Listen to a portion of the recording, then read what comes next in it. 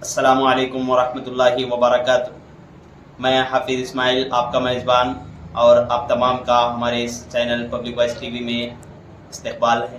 चलिए नाजरीन, आज की एक अहम खबर की तरफ हम रुख करते हैं। चिंचोली में बारिश से मुतासिरा इलाकों का रुकन असम्बली चिंचोली ने किया दौरा।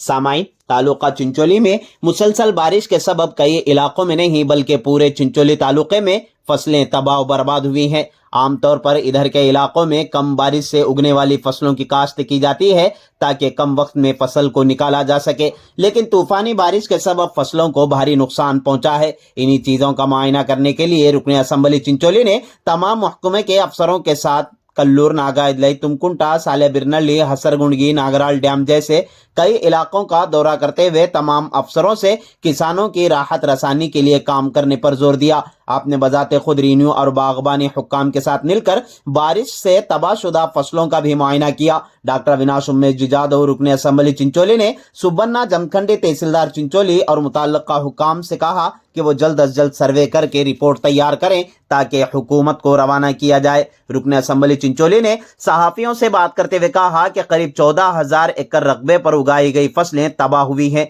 आपने कहा कि बीजेपी के दौरे इख्तिदार में जब फसलें खराब हुई थी तो उस वक्त की हुकूमत ने किसानों को मुआवजे के तौर पर तकरीबन 875 करोड़ रुपए जारी किए थे। हम मौजूदा हुकूमत से भी दरख्वास्त करते हैं कि वो भी किसानों को मुआवजे के तौर पर फी एकड़ 25,000 रुपए जारी करे, क्योंकि जहां किसान ने फसलें उगाई थी वहां उनमें से 90% फसलों को शदीद भारी नुकसान पहुंचा है। आपने मजीद कहा कि मुसलसल बारिश के सबब 50 मकानात भी गिर चुके हैं, जिसमें से 25 मकानात को मुआवजा दिया गया है। आखिर में आपने हुक्काम को यह हिदायत दी कि वो बारिश से तबाह होने वाले मकानात, सड़कें, झील की तरक्की समेत तालुके के बारे में एक जामी रिपोर्ट तैयार करके मुझे सौंपे ताकि मैं वजीर आला और इंचार्ज मिनिस्टर से मुलाकात करके मुआवजे की दरख्वास्त कर सकूं। इस मौके पर तहसीलदार समेत तमाम ओहदेदार शामिल रहे। ಎಲ್ಲರಿಗೂ ನಮಸ್ಕಾರ। ಇವತ್ತು ನಾವು ಕಾಳಗಿ ತಾಲೂಕಿನಲ್ಲಿ ಎಲ್ಲೆಲ್ಲಿ ಮಳೆಯಿಂದ ಹಾನಿಯಾಗಿದೆ, ಚಿಂಚೋಳಿ ತಾಲೂಕಿನ ಎಲ್ಲೆಲ್ಲಿ ಮಳೆಯಿಂದ ಹಾನಿಯಾಗಿದೆ ಅಲ್ಲಿ ತಹಸೀಲ್ದಾರ್ ಅವರು, ಇಒ ಅವರು, ಅಗ್ರಿಕಲ್ಚರ್ ಇಡಿ, ಹಾರ್ಟಿಕಲ್ಚರ್ ಇಡಿ, MIEW, CDPO ಅವರು, THO ಅವರು ಮತ್ತು ಎಲ್ಲ ಸಿಬ್ಬಂದಿಗಳು ಎಲ್ಲೆಲ್ಲಿ ಜಾಸ್ತಿ ಎಫೆಕ್ಟ್ ಆಗಿ ಎಲ್ಲ ವಿಸಿಟ್ ಮಾಡಿದ್ದೀವಿ. ಆಲ್ಮೋಸ್ಟ್ ನಾವು ಎಲ್ಲೆಲ್ಲಿ ವಿಸಿಟ್ ಮಾಡಿದ್ದೀವಿ ಆಲ್ಮೋಸ್ಟ್ ಎಲ್ಲ ಕಡೆ ಆಲ್ಮೋಸ್ಟ್ 90 to 100% ಬೆಲೆ ಹಾನಿಯಾಗಿದೆ. ಮತ್ತು ಪಾಪ ರೈತರು ತುಂಬ ಆತಂಕದಲ್ಲಿದ್ದಾರೆ.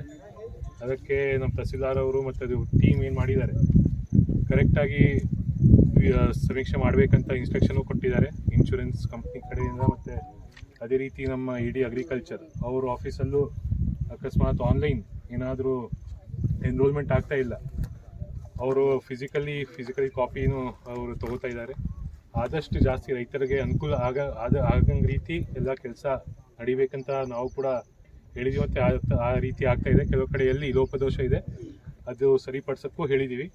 ಮತ್ತು ಈಗಾಗಲೇ ನಾವು ಎಲ್ಲಿ ನಾಗಾಯಿದ್ಲೈ ಆಗಿರ್ಬೋದು, ನಾವು ನಾವು ಬರಬೇಕಿದೆ ರುಮನ್ಗೂಡಲ್ಲೂ ನೋಡಿದೆ, ನಾಗಾಯಿದ್ಲೈ ಮತ್ತು ಕೊಳ್ಳೂರು ಮತ್ತು ಸಾಲಿಬೀರ್ನಹಳ್ಳಿ ಎಲ್ಲ ನೋಡಿದ್ವಿ. ಆಲ್ಮೋಸ್ಟ್ ಎಲ್ಲ 90 to 100% ಬೆಳೆ ಹಾನಿಯಾಗಿದೆ.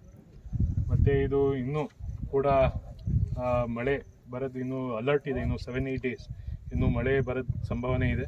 ಅದಕ್ಕೆ ಎಲ್ಲ ಆಫೀಸರ್ಸ್ ಅಲರ್ಟ್ ಆಗಿರಬೇಕು. ಯಾಕಂದರೆ ರೈತರು ನಂಬ್ಕೊಂಡು ವಿಶ್ವಾಸ ಇಟ್ಕೊಂಡು ನಮ್ಮ ಬೆಳೆ ಬರುತ್ತೆ, ಅದರಿಂದ ಏನಾದರೂ ದುಡ್ಡು ಬರ್ಬೋದು ಅಂತ ಒಂದು ನಿರೀಕ್ಷೆ ಇಟ್ಕೊಂಡು ಮಾಡಿರ್ತಾರೆ. ಆದರೆ ಈ ಸಾರಿ ಪೂರ್ತಿ ಬೆಳೆ ಎಲ್ಲ ಹಾನಿಯಾಗಿದೆ. ಅದಕ್ಕೆ ನಾವು ಆಫೀಸರ್ಸ್ಗೂ ಹೇಳಿದ್ದೀನಿ, ಆದಷ್ಟು ಜಾಸ್ತಿ ನಮ್ಮ ರೈತರಿಗೆ ಅನುಕೂಲ ಆಗೋ ರೀತಿ ಕೆಲಸ ಮಾಡಬೇಕು ಅಂತ.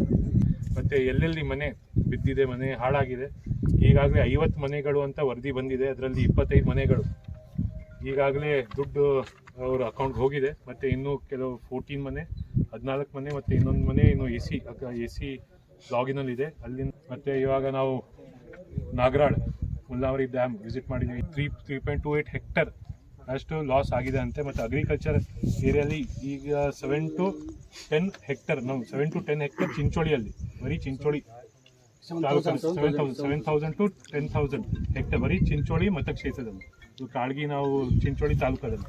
ಇನ್ನು ಕಾಳಗಿ ಮತ್ತು ಚಿಂಚೋಳಿ ಎರಡು ಕನ್ಸಿಡರ್ ಮಾಡಿದ್ರೆ ಅರೌಂಡ್ 14,000 to 15,000 ಹೆಕ್ಟರ್ ಲಾಸ್ ಆಗಿದೆ. ಈ ಥರನೇ ಒಂದು ಸರಿ ಫ್ಲಡ್ ಆದಾಗ, ಅವಾಗ ನಮ್ಮ ಸರ್ಕಾರ ಇತ್ತು, ಆವಾಗ ಅರೌಂಡ್ 870 ಕೋಟಿ ಪರಿಹಾರ ಬಿಡುಗಡೆ ಮಾಡಿದ್ರು ನಮ್ಮ ಸರ್ಕಾರ ಇರಬೇಕಿದ್ರೆ.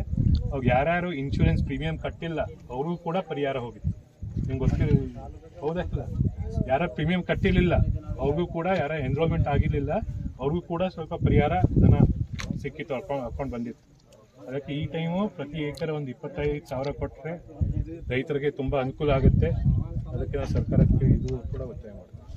ಅದೇ ಇವಾಗ ಬರೀ ನಾವು ಬೆಳೆ ಅಷ್ಟೇ ನಾಶ ಆಗಿಲ್ಲ, ರೋಡ್ಗಳು, ಬ್ರಿಡ್ಜ್ಗಳು, ನಾವು ಇವಾಗ ಬೋನಸ್ಪುರಲ್ಲಿ ಅದು ಸಂಪರ್ಕ ರಸ್ತೆನೇ ಕಟ್ ಆಫ್ ಆಗಿಬಿಟ್ಟಿತ್ತು. ನಾವು ಸ್ಕೂಲ್ಗಳು ಸೋರ್ತಾ ಇದೆ, ಅಂಗನವಾಡಿ ಬಿಲ್ಡಿಂಗ್ಗಳು ಸೋರ್ತಾ ಇದೆ. ಅದೆಲ್ಲ ರಿಪೋರ್ಟ್ ನಾವು ತಗೋತಾ ಇದ್ದೀವಿ.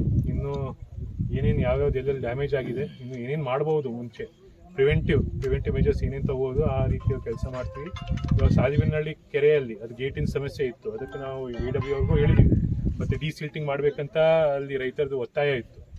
ಅದು ಆಲ್ಮೋಸ್ಟ್ ನೋಡಿ ಮೇನ್ ಇವಾಗ ಸಂಪರ್ಕ ರಸ್ತೆ ಕಟ್ ಆಫ್ ಆಗಿತ್ತು. ಇವಾಗಲೇ ನಾವು ಸತೀಶ್ ರೆಡ್ಡಿ ನಮ್ಮ ತಾದ್ಲಾಪುರ್ ಬ್ರಿಡ್ಜ್ ಇವಾಗ ನೀರು ಬಿಟ್ಟಾಗ ಸಂಪರ್ಕನೇ ಕಟ್ ಆಫ್ ಆಗಿತ್ತು.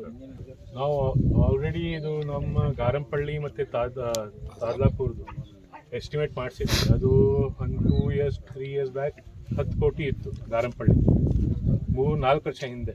ಈಗ ಅದು ಎಸ್ ಆರ್ ರೇಟ್ ಜಾಸ್ತಿ ಆಗಿ 18 ಕೋಟಿ ಆಗಿದೆ. ಇವಾಗ 18 ಕೋಟಿ ಇವಾಗ ನಾವು ಪೂರ್ತಿ ಅದು KKRDBಯಲ್ಲಿ ಇಡಕ್ಕೆ ಸ್ವಲ್ಪ ಕಷ್ಟ ಆಗುತ್ತೆ. ಯಾಕಂದರೆ ನಾವು ಇಲ್ಲಿ ಬೇರೆ ಕಡೆನೂ ಎಲ್ಲ ಇಡಬೇಕಾಗತ್ತೆ. ಅದಕ್ಕೆ ನಾವು ಇದು ಪ್ರಪೋಸಲ್ ಸರ್ಕಾರಕ್ಕೆ ಕಳಿಸಿದ್ದೀವಿ. ಯಾಕೆ ಇದು ಒಂದು ಆಯಿತು, ನಮ್ಮ ಗಾರಂಪಳ್ಳಿ, ತಾದ್ಲಾಪುರ್ ಮತ್ತು ನಮ್ಮ ಇವಾಗ ನಾಗಲ್ಲಿ ಕೆರೆನೂ ಅದೇ ಆಗ್ತೀವಿ. ಯಾಕೆ ಇದು ಆಗೋಕ್ಕಿಂತ ಮುಂಚೆ ನಾವು ಕರೆಕ್ಟಾಗಿ ಎಷ್ಟೆಷ್ಟು ಲಾಸ್ ಆಗಿದೆ, ಸಂಪೂರ್ಣ ರೋಡ್ ಆಗಿರ್ಬೋದು, ಇನ್ಫ್ರಾಸ್ಟ್ರಕ್ಚರ್ ಆಗಿರ್ಬೋದು, ಮತ್ತು ಬೆಳೆ ಆಗಿರ್ಬೋದು, ಅದೆಲ್ಲ ಇನ್ಫಾರ್ಮೇಷನ್ ತೊಗೊಂಡು ಎಲ್ಲ ಕರೆಕ್ಟಾಗಿ ಅಧಿಕೃತವಾಗಿ ಎಲ್ಲ ಡಿಪಾರ್ಟ್ಮೆಂಟಿಂದ ವರದಿ ತೊಗೊಂಡು ನಾವು CM ಭೇಟಿಯಾಗಿ ಸ್ಪೆಷಲ್ ಏನಾದರೂ ಪ್ಯಾಕೇಜ್ ಘೋಷಣೆ ಮಾಡೋಕ್ಕೆ ಒಂದು ಒತ್ತಾಯ ಮಾಡ್ತೀವಿ.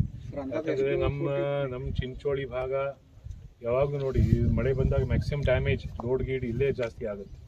ಬೇರೆ ಕಡೆನೂ ಆಗ್ಬೋದು, ಆದರೆ ಮ್ಯಾಕ್ಸಿಮಮ್ ನೋಡಿ ಕೆರೆ ಹೊಡೆದೋಗಿ 4 ವರ್ಷ ಆಯಿತು, ಇನ್ನೂ ಕೂಡ ಆ ಕೆರೆ ರಿಪೇರ್ ಮಾಡೋಕ್ಕೆ ನಮ್ಗೆ ಆಗಿಲ್ಲ. ಅದಕ್ಕೆ ನಾವು ಆದಷ್ಟು ಬೇಗ ಇಲ್ಲಿ ಒತ್ತಾಯ. ಮತ್ತು ನಂಜುಂಡಪ್ಪ ವರದಿ ಅನುಸಾರನೂ ಚಿಂಚೋಳಿ ಕೊನೆಯ ಸ್ಥಾನದಲ್ಲಿದೆ. ಅದಕ್ಕೆ ನಾವು CM ಅವ್ರಿಗೆ ರಿಕ್ವೆಸ್ಟ್ ಮಾಡ್ಕೋತೀವಿ, ಆದಷ್ಟು ಬೇಗ ಸ್ಪೆಷಲ್ ಪ್ಯಾಕೇಜ್ ಘೋಷಣೆ ಮಾಡಿ ರೋಡ್ ಗೀಡೆಲ್ಲ ಇಂಪ್ರೂವ್ ಮಾಡ್ತೀವಿ.